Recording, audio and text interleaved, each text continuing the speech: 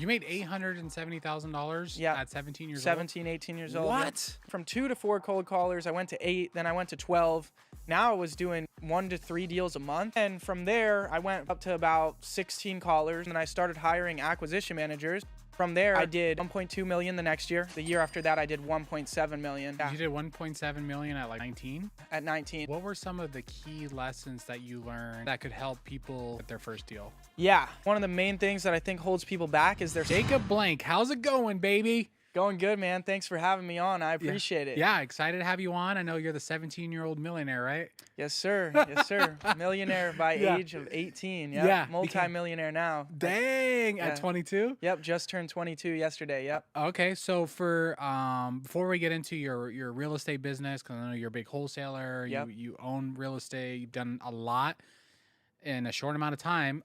Can you give us like your quick backstory on like who you are, where you're from, all that? Yeah, so born and raised in Arizona, Cave Creek, Arizona. It's like 40 minutes from here.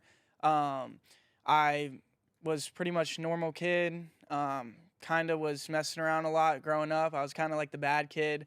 But then I got into high school. I went to Pinnacle High School out here. And then sophomore year, I got sick with mono, and I wasn't getting enough rest. So I couldn't make it to school like on time. I needed to sleep more. So I wound up dropping out of traditional high school and doing online school, and that like freed up all my time.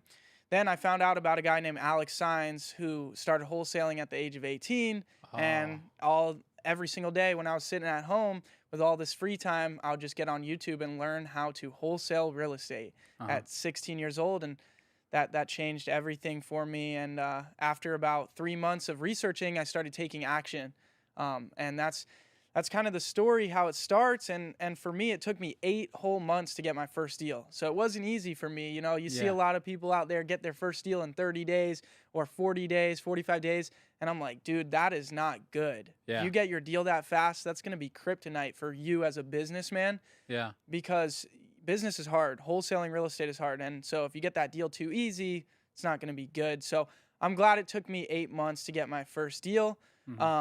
6 months into that journey, I got a contract signed out in Gilbert, Arizona, and I walked a buyer through it. You might know him, Zachary Keeps. He owns like 230 houses out here in Arizona. Oh, okay. Yeah, I walked him through the property, and he pointed out all these foundation issues that I didn't see and that I didn't realize. And, you know, I tried to use my sales skills back then. I'm like, no, it's the roots of the tree pushing up the sidewalk. You're like, I know about foundations. I'm 17, dude. It's not the foundation, it's the tree. Yeah. You know, but he wasn't buying it, obviously. So at that point, the seller actually confessed. We actually do have a bid for foundation repair. It's going to cost $13,000. And I'm like, okay.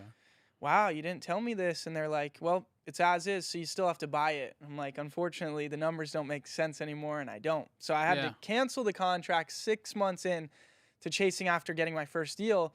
And that was devastating, you know, because waking up every single day, that's like 200 and some days of waking up and making the decision to continue focusing on the same thing, right? Rather than changing avenues. I'm sure you see it a lot in the entrepreneurial space. Like, people have shiny object syndrome. If something doesn't work out for 30 days, they switch to another vehicle, right? Yeah.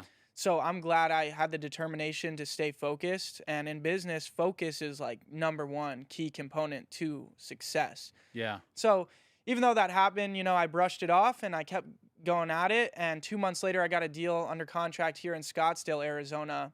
I locked it up for $400,000, and I walked that same buyer through the property, and I sold it for $430,000. And this was right when I turned about 17 years old, and I made $30,000 at 17. Wow. That was your first deal. That was my first deal. Who bought deal. it? Zachary Keeps. The first one? Yes, sir. Okay, same so buyer. Same buyer. Got it. Yes, sir. So you made $30,000 at 17. Yep. Did you just go crazy, or what did you do? No, I didn't go crazy, which most people would. Imagine what you'd do at 17 years old with $30,000. So I'm grateful that, you know, I had the wherewithal to not go crazy, right? I actually reinvested all of it. And we're actually sitting at the All In office doing this podcast. And I actually went and paid Carlos, Alex, and Sal $25,000 out of that $30,000 for mentorship. No off way. Rip. Yes, sir. Dude, yes. $17K, and you had the guts to, you had the balls to invest $25K in coaching. Yeah. That's crazy. 100%. Because at this point, I knew that I made $30,000 like that, right? And now I had the proof of concept. Yeah. Once I had the proof of concept, I'm like, why would I go to college for 4 or 5 years and get out and make 50,000 a year when I just made 30? Yeah, it may have taken me 8 months, but I knew I was only going to get better at this. Yeah. So I'm like, college isn't going to be for me. So I said, I'm going to take this money and invest it in a mentorship program as if it's my college. Yeah. And that's what I did. I put the 25,000 and put faith in the all-in guys, and got in their executive elite program, and that changed the game for me 100%. And the rest of the money I reinvested. So at this point of getting my first deal, and how I got my first deal is I was cold calling myself for about 3 months, and then I saved up some money and hired 2 cold callers. That's where I really started to gain traction, because just cold calling myself, I was,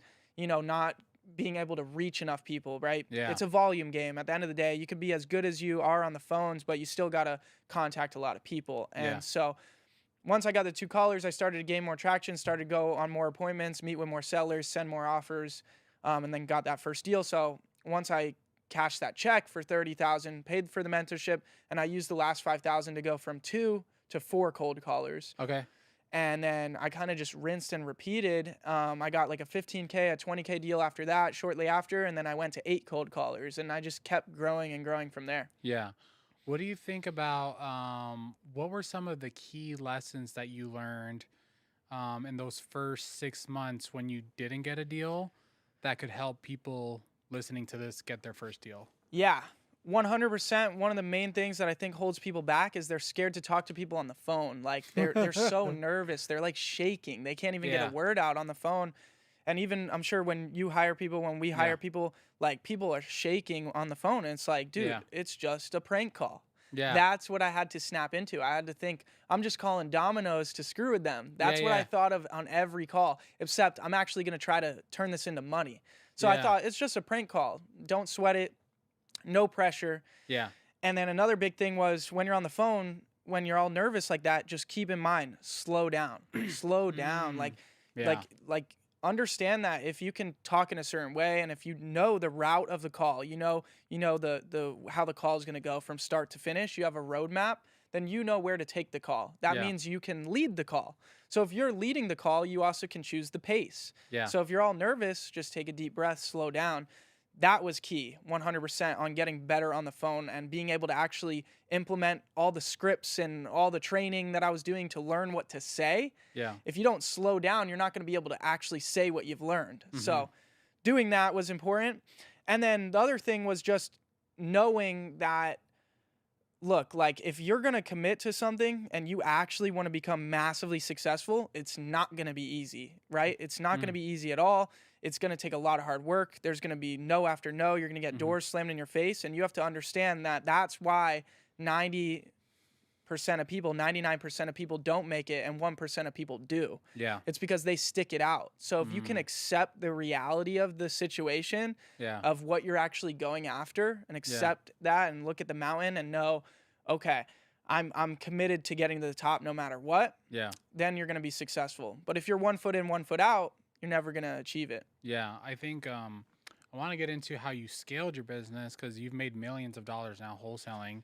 But the quick story. So my broker told me, I was a realtor. Yeah. My broker's like, hey, you got a cold call. I was like, all right, great. So I got my first list. I was like, all right, today I'm going to start cold calling, right? But I was at the office and I was like embarrassed. Yeah. So I drove home. I called the first number, right? Just hand dial. They picked up the phone, and then I just hung up. I was like, oh shit, like someone just hung up.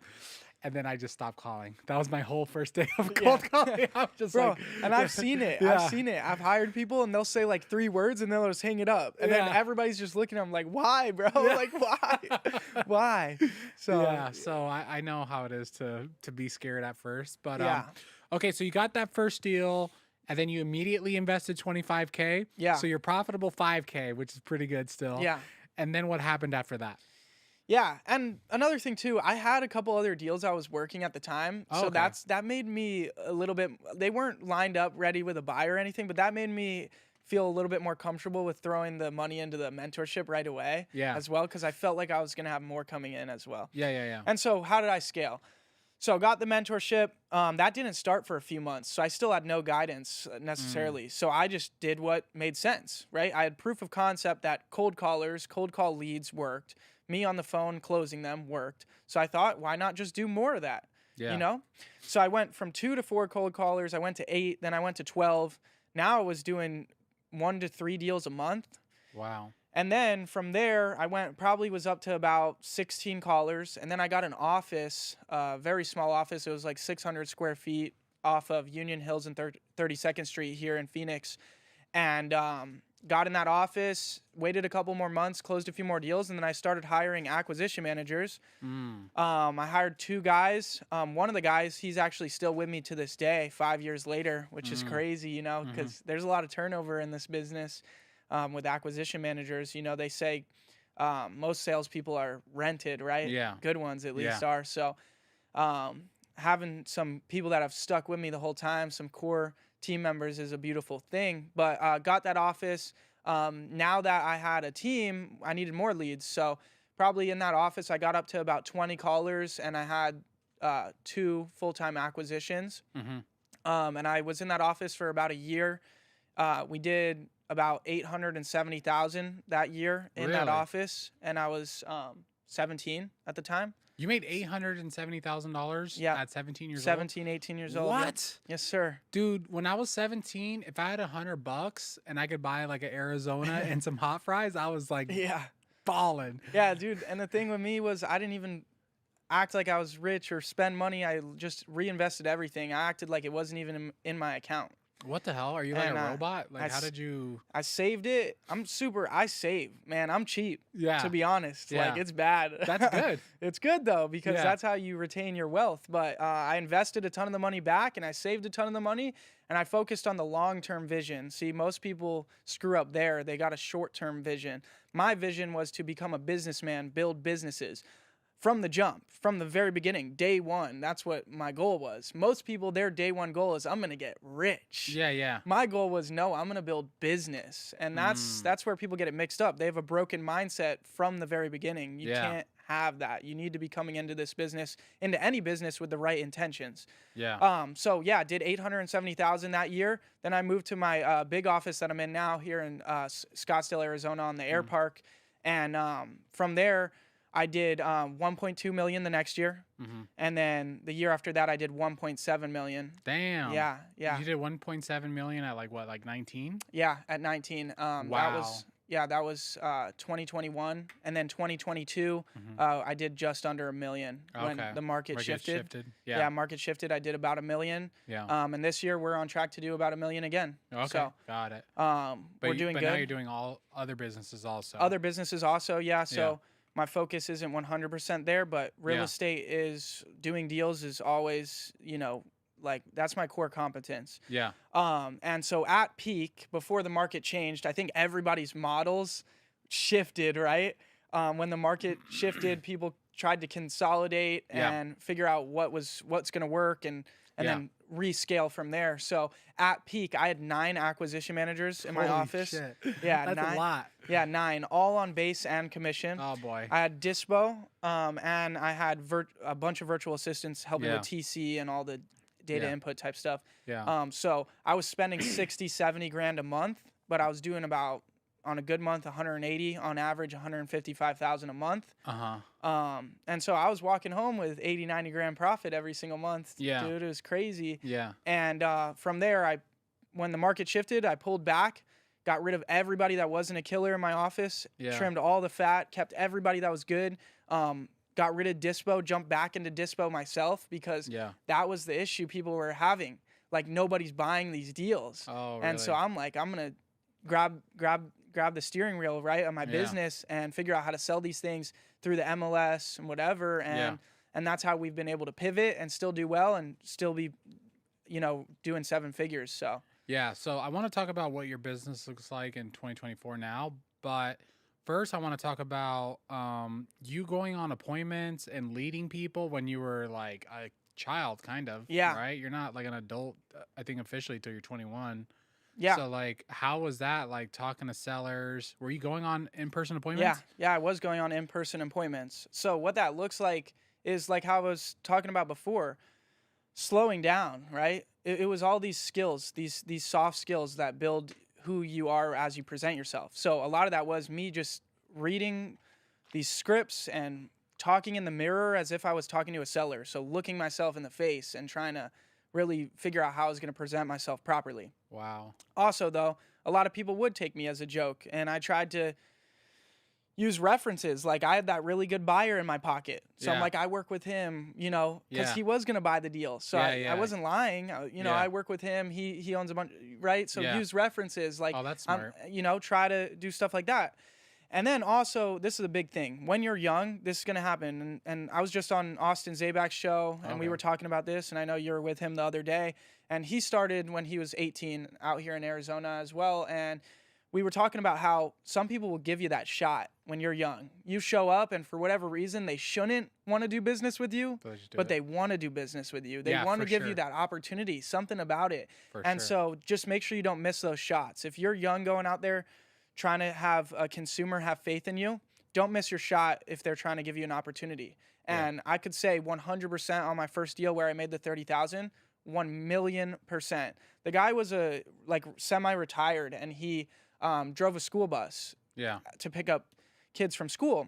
And 100% he wanted to give me an opportunity. Yeah. And I'm grateful for it. Yeah, 100%. I remember I was 25, so I was a little bit older, but there were people that are like, dude, you're young. Like, I love your little charm. We're going to give you a shot to sell my house. And I'm like, hell yeah, because I have no idea what I'm doing, but I'm going to try really hard. That was like my pitch. 100%. That's funny. But, okay, so now in 2024, what does your business look like? Yeah, so now in 2024, still in the same Scottsdale office, I have 3 acquisition managers and 1 dispo. So I have kept like my core guys that are killers on the phone as acquisition. One of my acquisitions, I actually transitioned him into dispo, which has worked out phenomenally. So, because I've hired dispo before, like just hiring somebody with like not even TC experience. I hired a banker as dispo, and then trying to I hired my banker and trying to get You're like, you're analytical. This will work. Yeah, and trying to get them to learn dispo wasn't good. So actually transitioning an act into dispo has been phenomenal, but a more analytical act that is more tedious, you know, than others. That's worked out phenomenal. And so that's my whole thing. I have one main virtual assistant that like is the glue to all my businesses. That's been with me for 5 years as well. And then I have 17 cold callers, and then I'm doing a bunch of Facebook and Google ads. 17 cold callers? That's crazy. Yep. So we'll go, so usually we do like sales, marketing, then operations. So like sales wise, what does like a typical acquisition person get paid? Yeah, so it depends. I'm actually starting to shift people to more commission based than base. I'm trying to lower my overhead. Yeah. And I think most people are trying to do that. That's smart, yeah. With the change in the market, it just makes sense to also, as the business owner, and when I'm focused on other businesses, it lowers my stress level. Yep. If my overhead is lower, I'm willing to give people more of the deal. Yeah. Just so I can have less stress, more clarity, be able to grow my companies and focus better. 100%. But primarily, most of my team is on $2,000 a month, 10% commission. Oh, okay. Yeah, that's like industry standard. Yep. Yeah. That's what I do. And then I'm doing lower bases at 15% commission. Yeah. So I'll do like $1,500 a month with 15%. Yeah. Or I'm doing 20% flat commission only. Oh, that's cool. And that's what I'm hiring for right now. So if anybody lives in Arizona, let me know. 20% commission. Yeah. Commission only. A lot of leads for sure. Tons of leads. Yeah. Great mentorship. So that's really good. That's what I'm paying people. Okay. And then for your salespeople, what are like typical metrics that you're looking for them to do? Yeah, we want 150 dials a day, and we want an hour and a half of talk time minimum. Okay. So. Got it. And then what about like contracts and closings and all that stuff? Yeah, we want them to get at least 1 contract a week, and that should get them to close 2 deals a month. Oh, okay. So like a 50% fallout rate, 1 contract a week. Minimum, yeah. Minimum. And then like how many leads does it typically do, like new leads? Because you probably have a ton of leads. I'm guessing they're dialing through. Yeah. So Facebook, we are at about 13 leads per contract, which is really, really good. That's crazy. 13 leads per contract? But there's a big fallout rate with Facebook leads. Oh, yeah, of course. But is that nationwide or is that just in Arizona? Nationwide. Okay, got it. Yeah. And then PPC, we're at 1 to 26. Okay. So that's Is that pretty local average. or is that nationwide? That's not fully nationwide, but Yeah, major semi. cities. Yeah. Got it. And then the cold calling, it's about, we've never had good cold call conversion rate ever. But that's because we let every lead come in. Like, Yeah. as long as somebody says they're interested in receiving an offer, submit the lead. We don't want to qualify that much because okay. one lady said, I'm driving, but yeah, I'm interested in an offer, and hung up. My caller still submitted the lead. I bought 4 pieces of property from her. This was like years ago. We made $250,000 Yeah. on all of it. So Yeah. if That's we never good. got the lead, Yeah. we would have never made the money. Yeah. So that's why we're like 1 to 80 leads on 1 cold to 80 call. leads. Yeah. Which is still good Yeah. for it's not industry bad. standard. That's really good. And Yeah. cold call, is that nationwide or that's No, we're doing 6 markets. what are And like, we fluctuate all the time. Right now we're doing Cali, Texas, Arizona. We're doing High Point, North Carolina, good market, and Little Rock, Arkansas. got it. And then Yeah. why did you choose those markets? We're trying. Well, I just closed a $120,000 deal in Cali from In SoCal or where? no, in like Temecula area. Yeah, that's SoCal. Yeah. Yeah. And We need to get on your buyers list. yeah, Damn. let me know. Yeah. Yeah, it had a bunch of foundation issues though. You might That's have known. all right. Yeah. Yeah. So I flip houses. That's what I do. So yeah. So because of that PVC deal we closed in Cali, we decided to turn on Cali. Yeah. But usually we don't call Cali. Okay. It's tougher. Yeah. We have a few times over the years, but Yeah. we usually turn it off. We're trying to focus more on smaller markets Okay.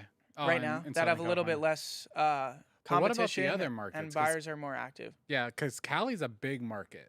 Even Temecula, like it's that little pocket isn't popular, but everyone around it typically buys there. Yeah, The other cities that you said, why did you choose those? like places in Texas. Yeah, or like you said, North Carolina. Yeah, and North Alabama or Carolina, something High like that? Point, North Carolina is a good market. It's like the hood kind of. Is it? But there's tons of like slumlords that buy up all the property there. Like Really? crappy landlords love to buy these houses. They're Crappy landlords. yeah. Yeah. That's so It's funny. true because they're so shady when you're selling them the deals. Oh, really? They're just they're sleazy but they're all like $110,000 houses. Oh, 110, okay. 115 is what we're selling them for. So like markets like that where the prices are around 100,000, that's why we choose the markets. Yeah. We want houses where the median home value is around 150,000. Why is that?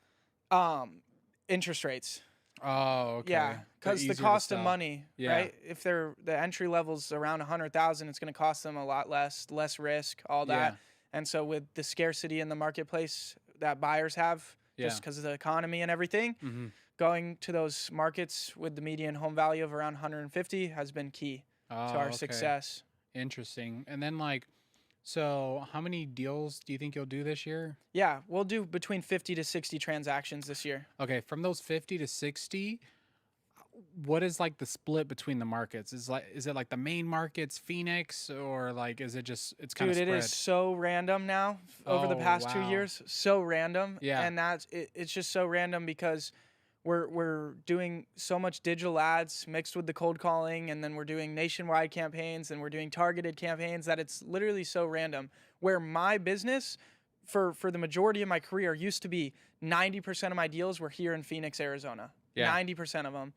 So, yeah, it's just completely changed. And I wish Arizona's just it's just not super good market anymore. Like for Really? us, we're just not having great success with it. Mm. It's just everybody's been called like 7,000 times. Yeah. So it's just like calling this market's tough. Yeah. But I wish I could do more deals here. I find it so fun to do deals here where I can actually go see them Yeah. and decide whether to flip them or not. Yeah. That big deal I just did in Cali, I was considering flipping. Mhm. It's because it's near where my aunt lives. Oh, okay. But when I heard about that, you could put a tennis ball anywhere in the house and it would start rolling because Yeah. the foundation was so bad. You're like, nah, I'm good. I'm like, Maybe it was just tree roots. yeah, maybe it was under the whole house. Yeah. That's funny. I'm like, maybe I'm not going to drive 5 hours every 2 weeks to check on this flip. Oh yeah, nah. Yeah. Yeah, if you ever have anything in Cali, hit me up. So Okay. if you're his dispo guy, I need to talk to you. But Got you. let's talk about, I guess, the Facebook. Are you working with an agency or are you like running them yourselves? Running them myself. So Really? I was working with agencies, running PVC and Facebook, but at like the thing is, you got to keep in mind. I mean, there is a few good ones out there that you could probably find.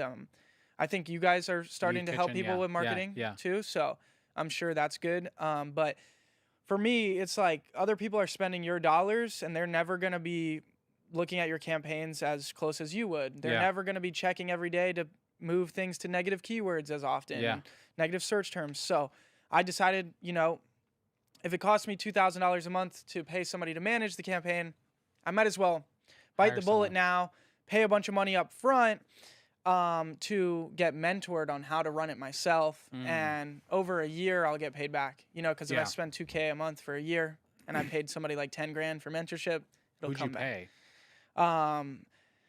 I paid a couple different people. I bought Okay. a few different courses, Yeah. and then, I can't say, they don't want to teach anybody. Oh, So, really? yeah. Okay. Because it's like, yeah. Well, Saturated. with the Facebook, this guy Yeah. didn't want to teach anybody. Yeah. 'Cause he has like a secret method that's for working sure. out well. Okay.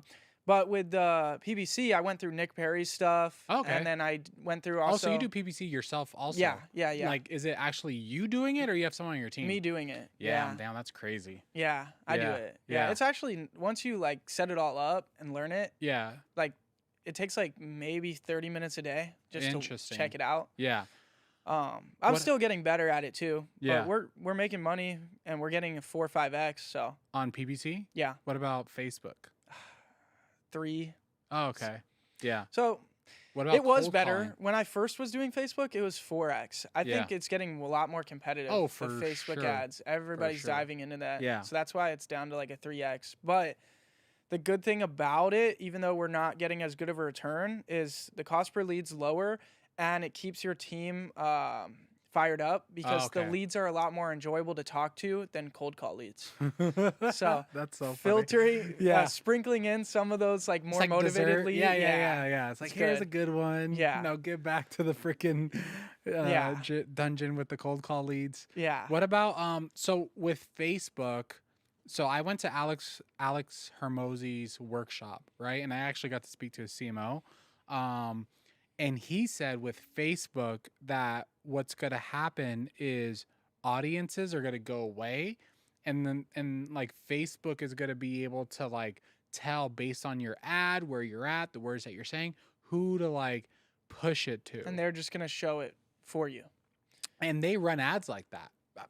I'm sure they have some targeted stuff, but from what he told me, they run ads like that sometimes. What have you seen? Do you think it really matters who you target? Have you Yeah. tried no targeting? No, it 100% matters who you target. The beautiful thing about it is you're able to do a lookalike audience, so you can take all your leads that you've gotten from like like for example, I was running PPC before I ever started Facebook. So I took every PPC lead that I've ever gotten, which was like 1,000 leads, and I went and I inputted that in as a lookalike audience in Facebook. And so then it just started targeting me to the exact same avatars of the people that have already came through my website before. Yeah. And so I really like that. That's concerning. It could be great because that sounds like, as the business owner, okay, I don't have to worry about as much. I don't have to worry Yeah. about creating audiences, locations. Yeah. Like if I just tell Facebook, I want people that want to sell their house and they'll figure it out for me, Yeah. that sounds great. But that Yeah. also sounds concerning because it's rule of thumb with when you're running Google pay-per-click that their representatives from Google are always going to call you and try to have strategy sessions and tell Yeah. you to turn like on smart campaigns and all these things Yeah. that are horrible for your ads. You don't want to Don't listen to your rep. don't listen to the person from Google. Yeah. So that's concerning because it's like it might be the same way with Facebook where it just won't hit at all for We'll our see. industry. We'll Yeah. have to see. It might. So I want to keep talking about marketing, but do you know Clinton Cooper or no? No. He was in our program. He ended up being like a huge real estate investor out of Atlanta, Georgia. Yeah. And I was speaking to him the other day. So his big thing was mail, right? Yep. So in the state of Georgia, now when you're sending out mail, you have to put a big disclosure on it explaining what the mail piece is about. And that completely tanked his mail. Yeah. So now he's having to pivot. So what I've seen is just like everything only works for a certain amount of time. So you almost have to like squeeze it as much as you can before like it gets saturated, or something just change and then it doesn't work anymore? Yeah, this has been one of my struggles as an entrepreneur. I'm not the type of person, I think Ryan is. I think I just heard him talking about this, how he's been really good at always adapting, Oh, for always sure. pivoting right away. Yeah. And he's cool with it, right? Yeah. He like rolls with it. Me, I'm like always like, oh my God, Yeah. I have to change everything up Yeah. again. You're like, I Again? thought I figured it out, dude. I just did this 6 months ago. Yeah. Like, I hate Yeah. it. I hate It that sucks, part yeah. of business, Yeah. but It it's is part what of it the is. game. For sure. So you got to get used to it, roll with the punches, and change things up. And that's how it's been with cold calling too. It's been a lot harder to reach people with all the spam detection and Oh yeah, we'll talk about and that the too. carriers Yeah. have been putting a lot of restrictions in. Yeah. So figuring that out's been a challenge as well. Yeah. So, and that's why on this podcast, I try to make sure that I ask people what they're doing now. Cause when I first started, I'd be watching videos from like 7 years ago and that stuff doesn't work. So Yeah. I'm saying that, like, if you're listening to this, like, subscribe right now. Literally. Yeah. 'Cause Like, you- literally just do it. It's free. Yeah. But, all right. So with the Facebook, you're running the ads. You're saying 12 leads to a contract, 13. 13 leads to a Yep. contract, which is crazy. Anything else you think on Facebook that people need to know? Do you think Facebook would work if you only did one market? If you just did Phoenix? Your cost per lead's probably going to be like $70 a lead. So That's then low. What's your cost per lead? my right cost now? per lead's max 45. That's super cheap. Yeah, but we're That's doing crazy. 100 cities.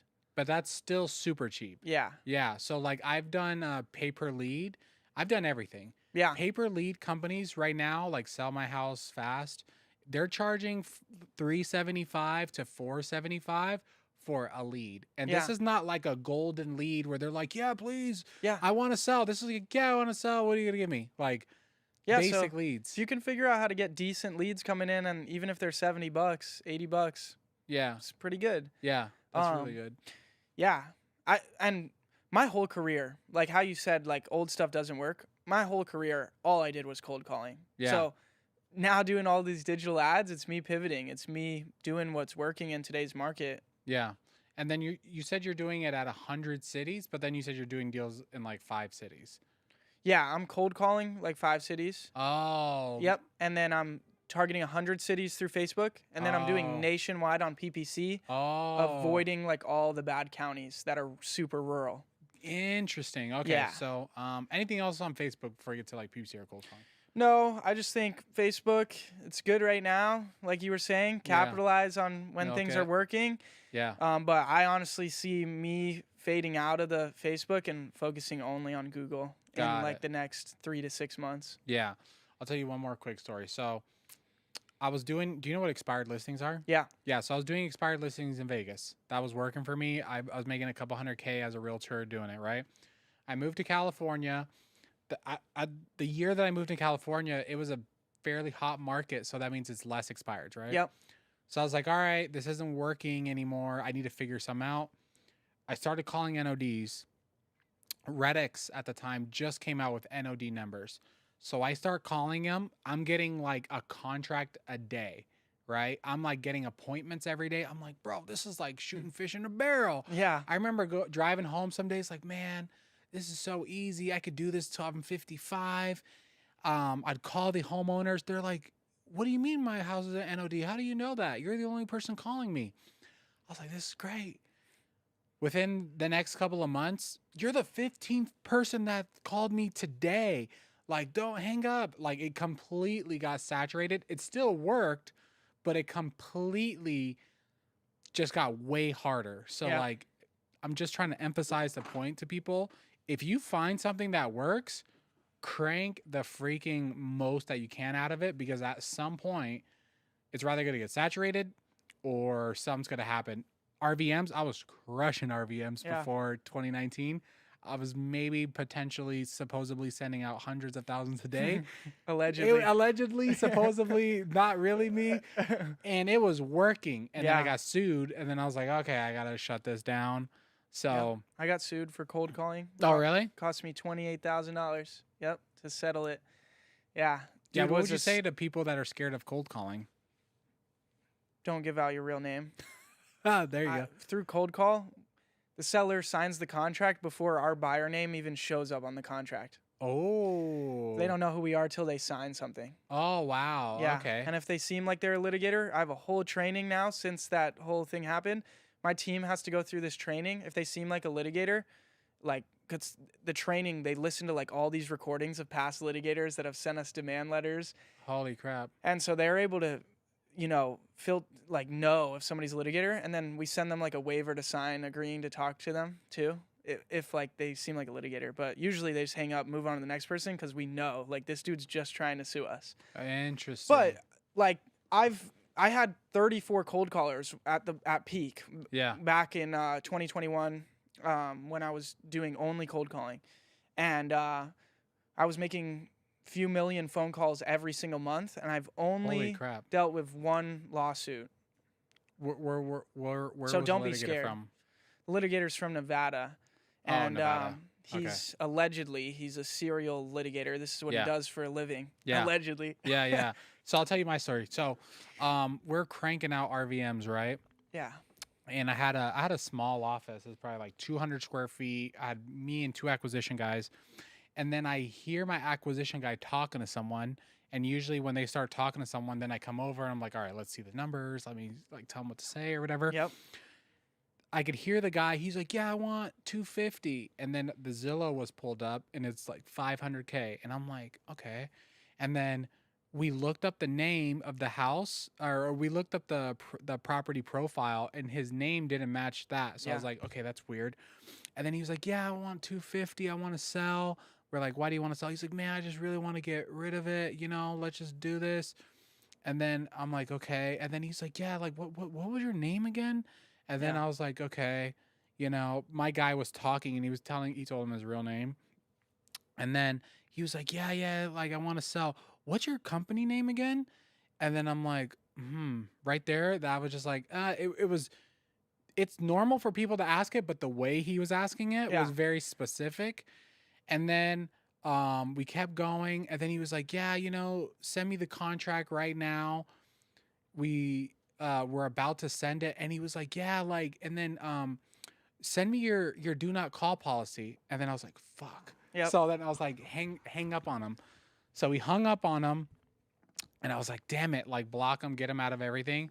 And then we got a demand letter it was like 15 or 20K, right? And then my dumbass was like, all right, I'm going to hire a lawyer. So I hired a lawyer, which was stupid because I ended up paying them thousands of dollars.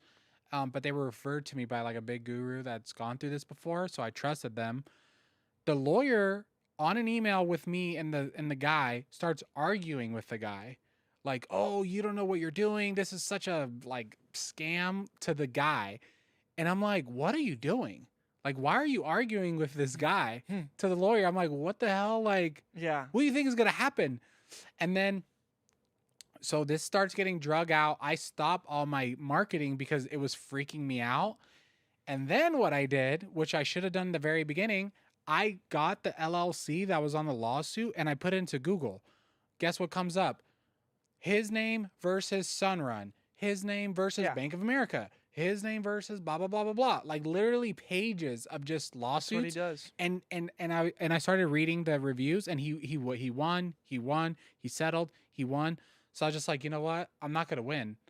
So I called him. I was like, hey dude, this is Brian, blah, blah, blah, blah, blah. I'm sorry. I apologize for calling you. I apologize that my attorney pissed you off. And he's like, yeah, I want an apology from her, blah, blah, blah, blah, blah. I was like, hey, dude, like, what do you want? Like, I want to work things out with you. I ended up settling with him for like 15 grand or 12 grand or something like that. And then I apologized. The lawyer apologized. Yeah.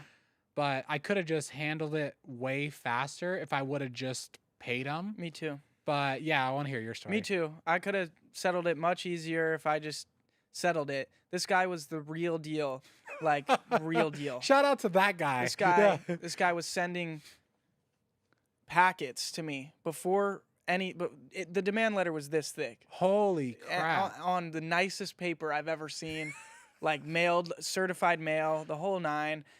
And it was a lawsuit right? It was his complaint. It wasn't just a regular demand letter. It was his complaint, like a draft of the complaint, and it said, I can't say this word, putative defendants. Yeah, whatever that word is. So supposed defendants. Yeah. Like, and listed me, my sales rep, my company, right? So he drafted a lawsuit, and so this dude knew what he was doing. Yeah. I should have just settled it. There was so much other shit going on in my life at the time that I was like distracted and whatnot, and I was talking with him, but I was like knew he was just trying to blackmail me, so I didn't want to. I was like holding out. I probably could have settled it for like 15 grand. Then I hired an attorney. Your attorney actually was doing a good job, I think, because trying to like maybe the arguing, like if it was unprofessional, that's not good. If it was like litigating with the dude, then that would have been good. Yeah. I just got rinsed by my attorneys, like, and watch out, because that's what they'll do. They're in the business of literally taking your money and like not really doing anything for you. Allegedly. But wound up settling it, like, I cut him a check for 18 grand. Okay. And then and he did sue me. He did sue me. So I actually had to like hire an attorney too, to respond. Yeah. And I settled it like right after he sued me. Like I settled it in the period before the lawsuit was active. Yeah. Like, you know, you have like 30 days to respond. So I settled it within the 30 days, cut him a check for 18, spent about 10 grand on legal fees. Oh, okay. So what would you tell people now, or like what's the training if they're cold calling? Yeah, and same thing. Looked his name up, all these lawsuits, then started doing some more research on him. He's been doing this since the 1970s. This is what he does for a living. Allegedly. Yeah. Because I probably can't talk about him. We are sorry. I can't talk about him. I don't know. This is a made up story. Yeah, hypothetically. And even spoke to like Century 21. He got 150 G's from him. Oh, dang. 150 G's. So I knew, get out of this. Yeah, allegedly, yeah. But if you're cold calling, I've made like millions and millions of phone calls every single month, 34 cold callers, done the whole thing.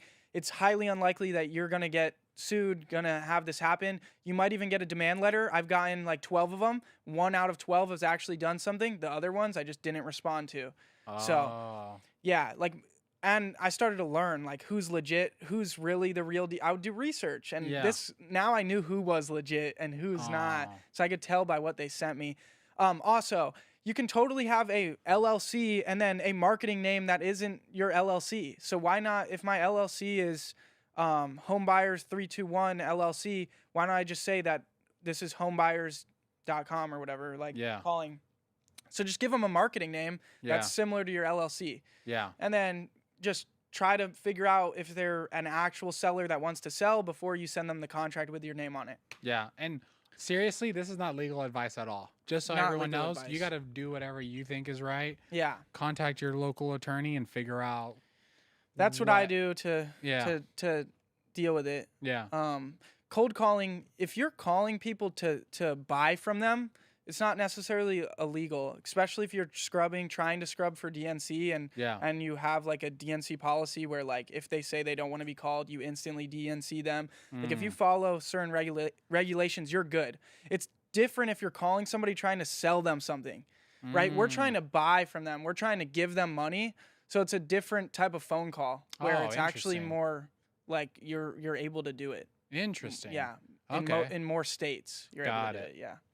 Okay, so what's your cost per lead for Facebook? Again, cold calling and PPC? Yeah, cost per lead on cold calling varies between 13 to 19. I track it week by week. On a bad week, $19 a lead. Good week, $13 a lead. You want to be right around there, between like around $13, $15 a lead. That's good for cold calling.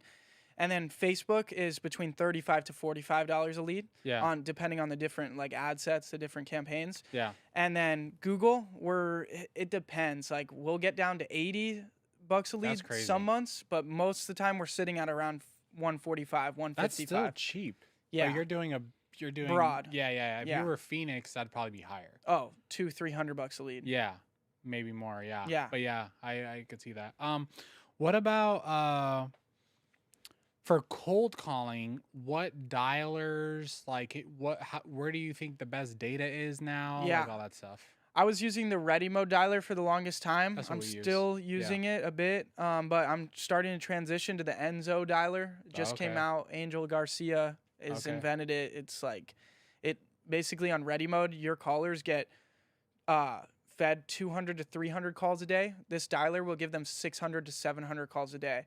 Average wait Interesting. time on ready mode in between calls is 45 seconds. Average wait time on Enzo dialer is 12 seconds Wow. in between calls. Yeah. So like once I put my agents on this, they were Yeah. like, dude, I can't even breathe. Calls are coming in left and right. Really? And I'm like, that's great. And they Yeah. were like complaining about it. I'm like, this is good. You're going to get more leads, more bonuses, more deals. Like, Yeah. this is great. What about data?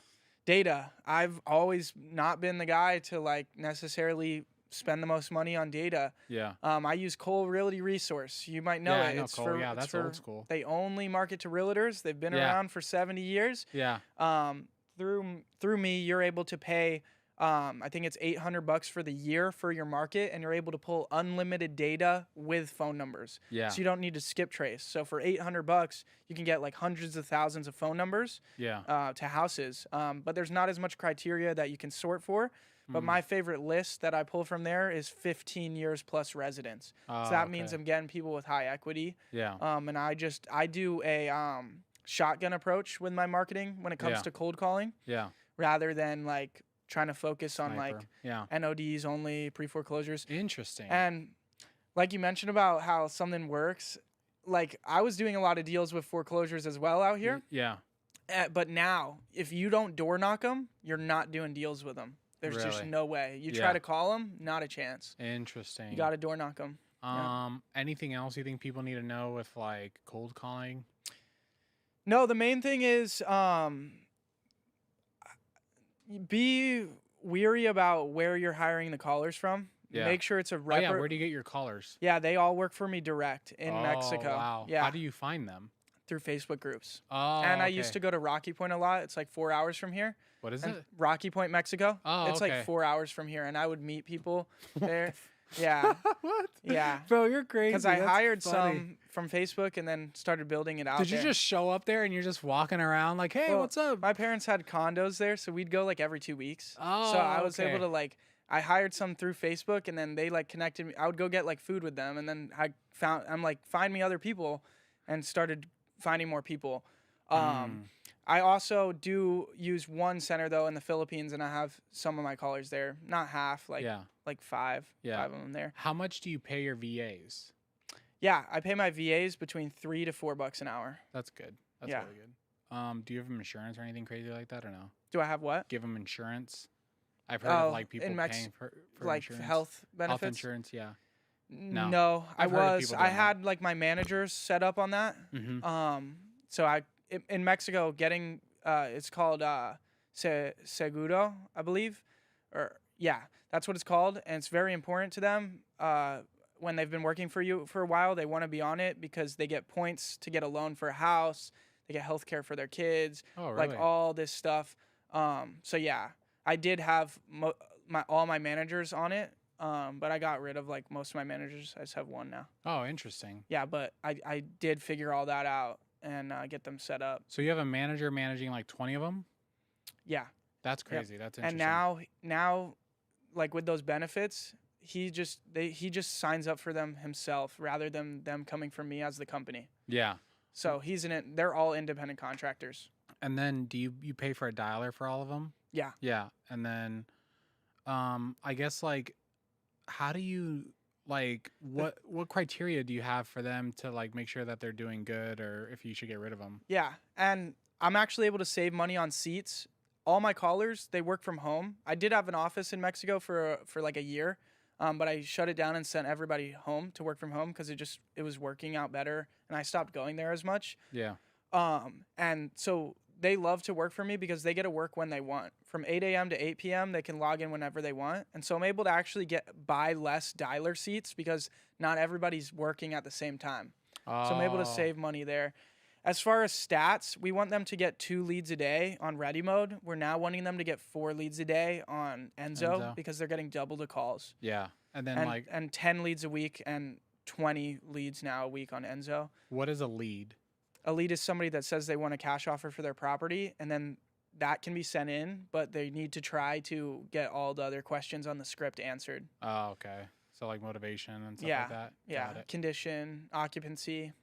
And then do you track like closings per VA or you just track Yeah. leads? Yeah. We track where, obviously, what marketing channel the lead came from, and then what cold caller the lead came from as well. Got it. When we get a deal, and then they get $100 when the deal closes. Oh, that's good. Yep. Anything else you think for marketing? Marketing in general, like, rather than like all these like analytical things about marketing, like in general, in this business, the cash conversion cycle is 60, 90 days. Yeah. So never turn your marketing off. This is where a lot of people screw up in this business. They'll have, let's say, 50K on the board ready to close, and they'll sit back. They'll say, I'm going to turn my marketing off till this closes. Mm-hmm. So that way I have the funds, or they don't want to risk more money until this stuff closes. But guys, this is going to set you back 60 to 90 days. So if you're constantly turning your marketing off once you have deals lined up, you're going to be wasting half the year. You need a consistent flow of opportunities at all times, no matter what, in this business. And in any business, you need consistent flow of customers. So if you run out of cash, use credit. Do your own risk, your own money, whatever you want to do to take risk. You know, everybody's got their own risk tolerance. But like, guys, if you need to go to credit to keep your marketing on, do it. Yeah. Because you don't want to set yourself back and waste half your year by turning your marketing on and off. Yeah. I don't know if I asked you this already, but like, how much have you made wholesaling? Yeah, I'd say probably 5.5 million now. Dang. And I've been doing it for coming up on 5 years. Yeah. So like $1 million a year. Yeah. Started at 17, which is crazy. Yep. But I think we covered marketing. I don't think there's anything else, right? Yeah, we covered marketing. Yeah, we talked about ROAS, cost per lead, all that stuff. We did. Okay, let's just talk about operations and like leadership, right? Yeah. What were some of your strengths and challenges as a leader? Yeah, so everybody I hired was around the same age as me. They were 18 to 24 years old. And so, the guy that's been with me 5 years, he's almost 30 now. So he was older. But other than that, everybody's been around the same age as me. So what happens when everybody's the same age as you? You become friends with them. And then what does the respect do? It drops off a cliff. So once you become friends with them, they don't want to listen to you no more. They start kicking their feet up on the desk. They start not working as good. And then it's just a matter of time before they don't work anymore. And a bad apple can ruin the whole bunch. So keep that in mind. And I wasn't a good leader because I was a kid. Now I think I'm a much better leader. Yeah. Because I was a kid. I didn't know. Like, now I'm a young man. I know what I stand for. I know what I believe in. I know what I want in the workplace. I know what I agree with being talked about in the workplace and what I don't agree with being talked about. I know what core values I live by, morals, ethics, right? I know the kind of man that I am now, but I was a kid. I didn't know, so think about trying to build a culture if you don't even have your own culture figured out, right? That's a problem. So those were struggles. So you're going to want to figure out your culture, what you believe in, and then build that in your office for sure. That's like got to be the culture in the office has got to be like the number one most crucial thing for building a sales team. Like, that comes down to even just the environment, like the workplace, where your office is located, what it looks like. People need to want to go to where you work. They want to like think it's cool to work there. Yeah. So investing a little bit more money in your office, right? Trying to make it nice in there, cool in there, right? Those things are super important. 100%. Yeah, I think it's really incredible to speak to you and like hear what you've done. Thank you. Because I feel like I started when I was 25 and I thought I was young and just like inexperienced and all that stuff. So for you to just do all this while you're young is incredible. I appreciate you. And the biggest thing is being resourceful. Just trying to figure everything out. And instead of like, most of the time, common sense will solve your problem. So if you can just critically think, have common sense, like that's the only thing I learned in school, critical thinking skills. Yeah. Math, not so good at it. Spelling, terrible at it. Grammar, don't even try. But critical thinking skills, I've got it. So if you can just have common sense, be resourceful, that's how you'll be able to get through those barriers as you're trying to get into the industry. if I wasn't able to be like that and have that tenacity to do that, I wouldn't have been able to get to this level for sure. Yeah. Um, and like I'm just like the most ambitious person ever. It's honestly bad. Like it's good, but it's terrible at the same Yeah. time because I Yeah. have no chill. It's always I need to take this to the next level. Need to become massively successful. Yeah. And I'm so grateful to be at the level I'm at freshly turned 22. Because Dang, that's the crazy. future's bright, bro. The future Yeah. is bright. What else do you want to do in like entrepreneurship? Yeah. It's tough. I definitely really, and it's tough to figure out. I get this question a lot, and I'm kind of in that phase of like trying to figure out what else I want to do, right? Because I've Mhm. been able to build this business, this real estate business that, runs pretty well without me. So now I have some more time to focus on other things. So it's like, what do I do? And I love the social media stuff. Yeah. I definitely want to do more of that, more of the coaching, helping people. Like one of my one-on-one mentorship students, he just closed an $85,000 deal at 23 years old. Wow, that's And it's crazy. just like, dude, my biggest wholesale deal ever was for 210,000, Damn. and I had a bigger smile on my face for him closing an $85,000 deal Yeah. than any deal I've ever done. For sure. And so I love that. So I want to do more of that. And that was a big thing for me too. And if you're getting started out there, document the journey, put it out there for other people to see. Yeah. I started doing YouTube like 2.5, 3 years ago. I Mhm. put out a video where I was like 17. I looked so young in it about how I got my first deal. And it's got like 50,000 views at this point. And if you think about it, how many people watched that and then decided to do this business? Oh, Like for sure. it just changes so many lives. So I think that's really where I want to lean more in towards Yeah. is all that social media stuff and helping other people succeed. What about your like? Are you like Christian? Are you faithful? Or do you have a? I'm religion? Jewish. Okay. And I do believe in God, and Yeah. I'm definitely getting way more into my faith, like Yeah. and building a relationship with God, like Yeah. 1,000,000%. I've had a lot of challenges. Like, guys, if you're gonna want to chase after a big life, you're gonna have big challenges, big problems. Yeah. And I could not have gone through these challenges. I could not be where I'm at without God, 100%. Yeah. So I think that's really good too. To Yeah. to build that foundation while you're young. Yeah, Because what happens is like a lot of people come into this business or just any business when they're young, they make a bunch of money and then they go kind of buck wild and party and all this crap. And then they break everything. They break from anxiety or depression or whatever. And then they got to like build back up. But if you could build that foundation with God yeah, while you're young, that's going to be really important. yeah. And I've been broken down and built up. Like that's just it's how life goes. It's what turns you into who you need to be. And yeah, dude, I'm trying to be right there with God every step of the way. Yeah. It's the only way. What about, 100%. are you single or are you married or? I was in like a 2-year relationship, but I'm fresh out of that at the beginning of this year, so I'm single. There we go. Yeah. Any ladies? But I've been seeing somebody new. Okay, in all right. Orange County. Oh, So in I've Orange been- County? Yeah, yeah, So yeah. you're moving to Orange County then? Maybe. Are you really? Yeah, maybe. Nah, I moved can't to move, Chino but- for my wife. Really? Yeah, I moved to California for my wife. Yeah, so I don't know. I feel like I could spend. I don't like the overcast, like June gloom and all that. Like it's like Where does she live? Laguna Beach area. Bro, Laguna Beach is Yeah, so nice. but it's like cloudy till like 1. nah. So I'm like, shoot, I don't know. Dude. I like the Arizona sunshine. But, Oh, okay. You like Arizona. but I could probably spend half the year there. So I'm Yeah. thinking about that. Most Yeah. of my family is in California as well. In like where? Temecula? Marietta area. Marietta? Yep. Okay, Yeah, yeah. yeah. I think so I started in real estate in Vegas and then I met my wife. And then for me personally at the time, I lived like on the same street from like 5 to like 25. Not the Yeah. exact same street, but like a major street pretty much. And then I was just like, dude, I've been driving up this damn street for like 25 years. Like, when am I gonna freaking do something different? So I moved to California. When I moved to California, I didn't know anyone. I didn't know anything about California. And then scaled my real estate business there, flipping and wholesaling. And to me, that was like one of the best decisions I've ever made because for me at the time, it forced me to get out of my comfort zone. Yep. And then you meet new people, you go through new experiences. California is a beautiful state. Of course, LA sucks, but California is not LA.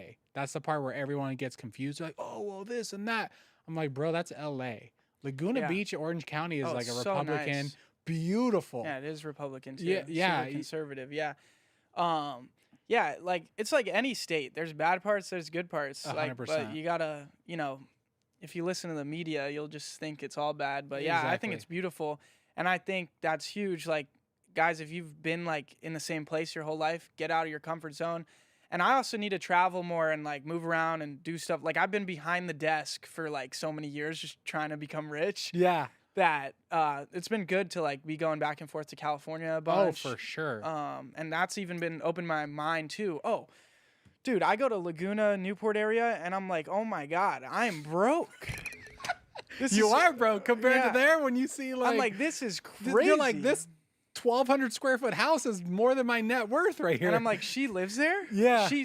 I need to make more money somehow. I know. That's kind of good. So I get back here and I'm like, okay, let's get it. That's so funny. It's so true. Like that's how it was too. Yeah, left and right, Ferrari, Lamborghini. Like what? Yeah, It's crazy. I went to Ed Milet's house, so I thought I was doing pretty well. Oh my God, I'll tell you a funny story. So me and Ryan went to Ed Milet's house to do a podcast, right? And then we show up. He shows us around the house. He takes us to the backyard.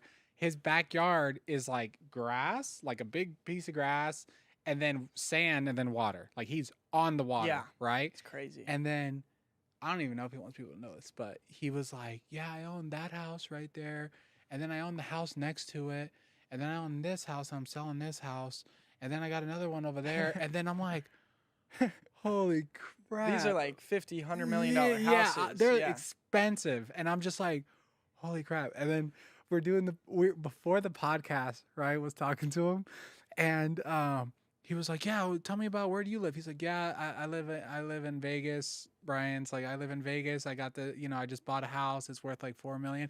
And he's like, "Oh man, you're just being modest. Your house isn't worth $4 million." And then he was like, "No, it really is."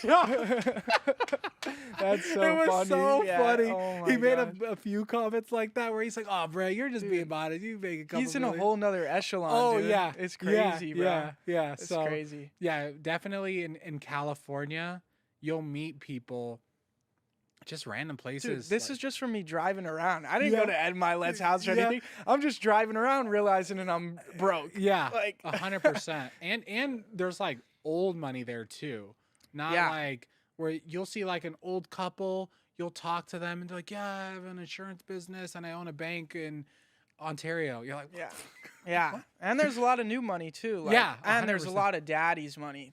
A lot of that. Yeah, tons of that. Like kids rolling around with all their dad's money. Yeah, that's freaking funny. But getting around places like that's huge. Like it's expanding my mind. Yeah, even so. Last thing to talk about too. You talked about expanding your mindset. Me coming out here was to expand my mindset. Yeah. Spending time with all these entrepreneurs, looking at this office here, doing all this crap and getting out of the day to day, you get inspired, you get new ideas, you understand like new levels. And I guarantee you're never going to be 33 and be like, "Damn, I'm pissed that I traveled so much." Yeah. There's no way. You're going to be like, "Man, I'm grateful," because once you have kids and all these things, you can't just pick up and bounce and go to California and do all this crap. I probably have the most freedom I'll ever have right now. And For sure. It would be a huge loss to not recognize that and make sure I do something with it. And yeah, dude, like I was dealing with a lot of stuff and the market changing, so I needed to focus on my business and whatnot. So I wasn't getting out as much and networking. I wasn't coming here to the All-In office as much, being around them. And your mindset starts to shrink. Like it's for true. sure. Like if you don't stay active in the community and seeing what heights other people are achieving, like you start to get complacent. You need to see what's possible in order to shoot for the stars. Yeah. And like I hear all the time. So we've had thousands of people go through Wealthy Investor. I've coached people that started at zero, made millions, people doing 1 deal, 20 deals a month. You know how many times I hear like, "My business right now, it just really needs me." And then 2 years from now, "Dude, just right now is like, I can't do anything." I'm like, bro, you can't be a slave to your business. Like, you 100%. didn't get into business to be a slave to your business. And Like, you'll get to the point where you literally can't do it anymore. Yeah. You're one step away from being in the hospital if you Exactly. keep doing it. And I've been there. 100%. And you get to those points in business where I'm not good at delegating. I micromanage. I'm super like OCD about my business because it's my Yeah. baby. Yeah. But I've stopped because I've been at the point where like, dude, I'm gonna die if Yeah. I keep running, like having my hand in every part of this business. I'm Yeah. literally gonna explode. So then I just started fire sale pretty much. You do this, you Yeah. do this, take Yeah. this off my plate, Yeah. and then business might go like this, but then it Yeah. goes like this, and Yeah. that's just part of it. And for me, like I've made a lot of money now, and saved a lot of money. Yeah. I've done well, and it's like I don't want to be stuck behind the desk every day. No. So I'm gonna find a way to not be. And doing that, I've actually started to make more money because I've been able to do more stuff like this, expand my mindset, and then bring those ideas, bring that energy back to my business, and be more like a visionary about the thing and just put things in place rather than being stuck in the day to day. Yeah. But I think for everybody, takes a few years to get there for sure. Yeah. For sure. And don't rush that too. Yeah. Just Enjoy trying the to- process. Yeah, trying to step out of your business too early will destroy your Oh business. yeah, that's another big mistake people make. But Yeah. So on YouTube, we're gonna leave all the descriptions to your Instagram and YouTube and all that stuff. But for the people listening to this on Audible and Spotify, Yeah. where do they go? Yeah, jacobblank.com, and you'll be able to find all my socials there. I post 2 to 3 YouTube videos every single week. I've been doing that for the past 3 years. So if you want to learn about the business, watch me on YouTube, subscribe. I'd appreciate it, and I'd love to help you. Yeah. Well, thank you for coming on. Of course, man. And thank you guys for listening. If you haven't, subscribe, and we'll see you guys on the next episode. Peace.